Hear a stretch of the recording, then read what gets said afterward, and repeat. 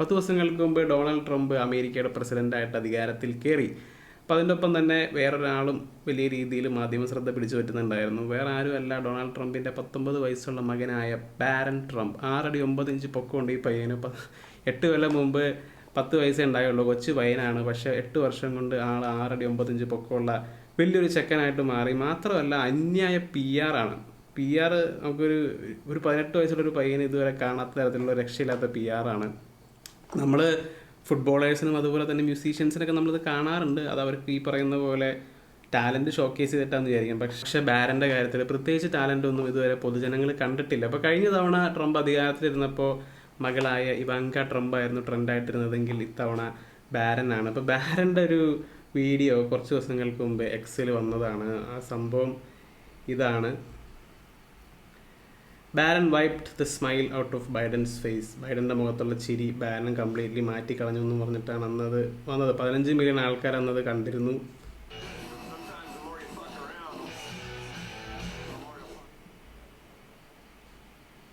അപ്പോൾ എന്തോ കാര്യം പറഞ്ഞിട്ട് ബൈഡൻ ഷെയ്ക്ക് ഹാൻഡ് കൊടുത്തു. പക്ഷേ പുള്ളി എന്തോ പറഞ്ഞിട്ട് പോയി. അപ്പോൾ അതോടുകൂടി ബൈഡൻ്റെ മുഖത്തുള്ള ചിരി പോയി. അതിനുശേഷം ബാരൻ്റെ ഒരു മാസ് നോട്ടമൊക്കെ ഉണ്ട്. അപ്പോൾ പുള്ളി ചെന്നിട്ട് നൈസായിട്ട് ഇറ്റ്സ് ഓവർ ജോ ഇങ്ങനെ പറഞ്ഞു എന്നാണ് ലിപ്പ് റീഡിങ് വിദഗ്ധരൊക്കെ പറഞ്ഞത്. പക്ഷേ അതിനുശേഷം അതിൻ്റെ വേറൊരു ആംഗിളിൽ നിന്നുള്ള വീഡിയോ വന്നു. അതൊക്കെ യൂട്യൂബിലൊക്കെ ഉണ്ടായിരുന്നു. അത് ഈ വീഡിയോയാണ്.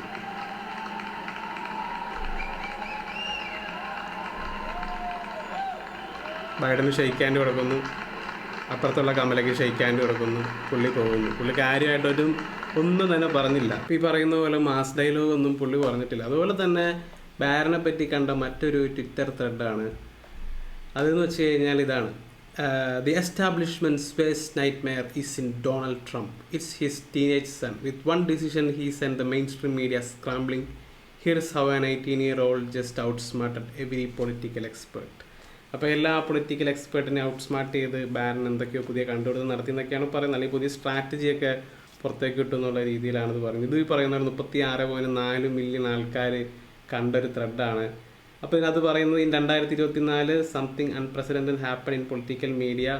ഇപ്പോൾ പറയുന്ന കാര്യം പ്രസിഡൻഷ്യൽ കാൻഡിഡേറ്റ് ട്രഡീഷണൽ മീഡിയ ഒക്കെ വിട്ടു. അതിനുശേഷം യൂട്യൂബ്, പോഡ്കാസ്റ്റ്, ക്രിയേറ്ററിനായിട്ട് കൊളാബറേഷൻ, ഇങ്ങനെയുള്ള പരിപാടിയൊക്കെ പിടിച്ചു. അപ്പോൾ അതിൻ്റെ കാരണം എന്ന് വെച്ച് കഴിഞ്ഞാൽ ജെൻസി പിള്ളേർ അവരൊന്നും പഴയകാല ലെഗസി മീഡിയനെ വിശ്വസിക്കുന്നില്ല. അവർ കൂടുതലും ക്രിയേറ്റേഴ്സിനെയും കണ്ടന്റ് ക്രിയേറ്റേഴ്സിനെയും അതുപോലെ തന്നെ പോഡ്കാസ്റ്റൊക്കെയാണ് വിശ്വസിക്കുന്നത്. അപ്പോൾ അതുകൊണ്ട് തന്നെ ആ ഒരു റൂട്ട് പിടിച്ചു. അതിൻ്റെ കാരണക്കാരൻ ആരാണ്? ബാരൻ ട്രംപാണ്. അപ്പോൾ ആ ഒരു ഐഡിയ ഡൊണാൾഡ് ട്രംപിന് ബാരൻ ട്രംപ് പറഞ്ഞു കൊടുത്തു എന്നാണ് പറയുന്നത്. അപ്പോൾ അങ്ങനെ 63% of them prefer to see real people rather than polished media and personalities. ഇപ്പോൾ ജെൻസിനെ പറ്റി പറയുന്നതാണ്. അപ്പോൾ എങ്കിൽ മാത്രമേ അവർക്ക് ട്രസ്റ്റ് ഉണ്ടാക്കിയെടുക്കാൻ പറ്റുള്ളൂ.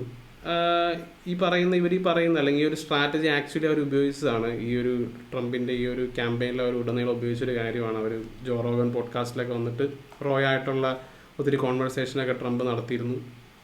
മറ്റൊരു കമല ഹാരിസൊക്കെ അങ്ങനത്തെ ഒരു പരിപാടിക്കൊന്നും തയ്യാറായിരുന്നില്ല. അവരെല്ലാം പ്രീ സ്ക്രിപ്റ്റഡ് ആയിട്ടുള്ള ഇൻ്റർവ്യൂസിൽ മാത്രമേ പങ്കെടുക്കുമായിരുന്നുള്ളൂ. അതുപോലെ തന്നെ കമലേനെ സപ്പോർട്ട് ചെയ്തുകൊണ്ടിരുന്ന ആൾക്കാരെന്നൊക്കെ പറഞ്ഞു കഴിഞ്ഞാൽ ആക്ച്വൽ സെലിബ്രിറ്റീസൊക്കെ ആയിരുന്നു. സിനിമയിലുള്ള മാർവലിൻ്റെ ഫുൾ കാസ്റ്റും കമലേനെ സപ്പോർട്ട് ചെയ്യാറ്. അതേസമയം ട്രംപിനെ സപ്പോർട്ട് ചെയ്തുകൊണ്ടിരുന്നത് നമ്മൾ ഈ ചെറിയ ക്ലിപ്പിൽ കാണുന്ന പോലെ കണ്ടന്റ് ക്രിയേറ്റേഴ്സും അതല്ലെങ്കിൽ പോഡ്കാസ്റ്റ് നടത്തുന്ന ആൾക്കാർ, ഇങ്ങനെയുള്ള ആൾക്കാരൊക്കെയാണ് സപ്പോർട്ട് ചെയ്തുകൊണ്ടിരുന്നത്. അപ്പോൾ അത് ശരിക്കും വലിയ രീതിയിൽ ട്രംപിൻ്റെ ഈ ഒരു വിജയത്തിനെ ഇമ്പാക്റ്റ് ചെയ്തിട്ടുണ്ട്. മാത്രമല്ല ഇലോൺ മസ്ക് എക്സ് നല്ല രീതിയിലും ട്രംപിന് വേണ്ടി സപ്പോർട്ട് ചെയ്ത് കൊടുത്തിട്ടുണ്ട് എന്നുള്ളതും പരസ്യമായിട്ടുള്ള രഹസ്യമാണ്. അപ്പോൾ പണ്ട് മസ്ക് ട്വിറ്ററിനെ മേടിച്ചപ്പോൾ 44 ബില്യൺ ട്വിറ്ററിനെ മേടിച്ചപ്പോൾ പലരും പറഞ്ഞുകൊണ്ടിരുന്ന കാര്യമാണ് ഇയാൾക്ക് വല്ല മണ്ടനാണോ ഭ്രാന്താണോ, ഇയാൾ എങ്ങനെയാണോ പൈസ തിരിച്ചുണ്ടാക്കുന്നത് എന്നുള്ള കാര്യമൊക്കെ പറഞ്ഞു. പക്ഷേ വളരെ സിമ്പിളായിട്ട് ഒരു അമേരിക്കയുടെ ഗവൺമെൻറ്റിനെ തന്നെ കൺട്രോൾ ചെയ്യാവുന്ന രീതിയിൽ മസ്കിന് ഇതുകൊണ്ട് സാധിച്ചു എന്നുള്ളതാണ്. പുള്ളിയുടെ ബിറ്റ്കോയിൻ്റെ പേരിൽ തന്നെ ഒരു ഗവൺമെൻറ് ഡിപ്പാർട്ട്മെൻറ്റ് വന്നു എന്നുള്ളതാണ് ഡോഗി എന്നും പറഞ്ഞു. അപ്പോൾ 44 ബില്യൺ അവിടെ ചിലവാക്കിയതുകൊണ്ട് യാതൊരു നഷ്ടവും പുള്ളിക്ക് ഉണ്ടായില്ല. മാത്രമല്ല ലോകത്തുള്ള സകല ഗവൺമെൻറ്റിനെയും പുള്ളി ഇൻഫ്ലുവൻസ് ചെയ്യാൻ ശ്രമിക്കുന്നുണ്ട് ഈ ഒരു സോഷ്യൽ മീഡിയ വഴി എന്നുള്ളതും മസ്കിനെ സംബന്ധിച്ച് വലിയൊരു വിജയമാണെന്ന് തന്നെ പറയാം. 44 ബില്യൺ ചിലവാക്കിയെന്ന് പറഞ്ഞാൽ അന്ന് കളിയാക്കി. പക്ഷേ ഇപ്പോൾ ലോക ഗവൺമെൻറ്റുകളെ മുഴുവൻ കൺട്രോൾ ചെയ്യാനായിട്ട് പുള്ളിക്ക് അതുകൊണ്ട് സാധിക്കും എന്നുള്ള രീതിയിലേക്ക് മാറി എന്നുള്ളതാണ്. അപ്പോൾ എന്തായാലും ഈ ഒരു സ്ട്രാറ്റജി അടുത്ത തവണ നമ്മുടെ നാട്ടിൽ ഇലക്ഷൻ നടക്കുമ്പോൾ തീർച്ചയായും വലിയൊരു ഇമ്പാക്റ്റ് ഉണ്ടാകുമെന്നാണ് തോന്നുന്നത്. കാരണം അവിടത്തുള്ള പല ടെക്നിക്കുകളൊക്കെയാണ് നമ്മുടെ നാട്ടിലുള്ള PR ടീമുകളും പരീക്ഷിക്കുക.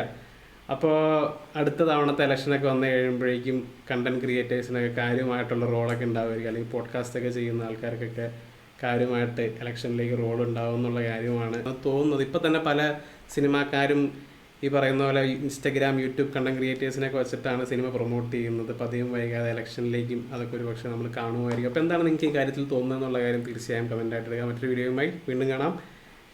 ഈ വീഡിയോ ഇഷ്ടപ്പെട്ടെങ്കിൽ തീർച്ചയായും ലൈക്ക് അടിക്കുക ആൻഡ് പ്ലീസ് ഡു സബ്സ്ക്രൈബ്.